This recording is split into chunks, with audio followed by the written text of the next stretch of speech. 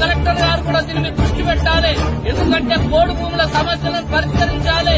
గతంలో అటవీ హక్కుల చట్టం వచ్చింది.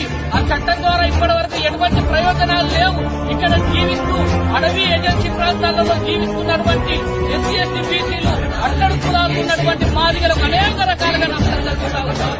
మరి అధికారులు ఈ చట్టాలను పెట్టుకొని ఇక్కడే జీవనాధారం పొందుతున్న రైతులకు ఏం న్యాయం చేస్తున్నట్టు, మరి అధికారులు ఇన్ని సంవత్సరాల తరబడి ఏం చేసినట్టు ఈ పాలనలో కనుక దయచేసి హెచ్చరిస్తా ఉన్నాం.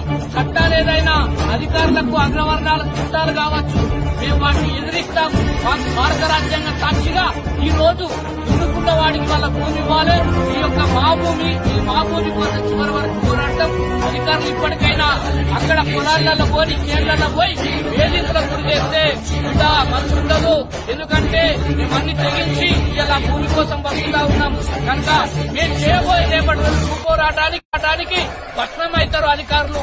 కనుక దయచేసి మా బతుకుల మీద కొట్టడానికి, మా పొట్ట మీద కొట్టడానికి, మా జీవితాలను నాగ చేయడానికి చూస్తే ఊరుకోబోమని హెచ్చరిస్తూ అధికారులందరూ కూడా పునరాలోచించాలి. ఏదున్నా రైతులతో పోడు రైతులతో చర్చకు రావాలని మేము ఈ సందర్భంగా తెలియజేస్తున్నాం. ఏదైనా అధికారులు వేధింపులకు చేస్తే మేము ఎంతటి పోరాటానికైనా సిద్ధపడతామని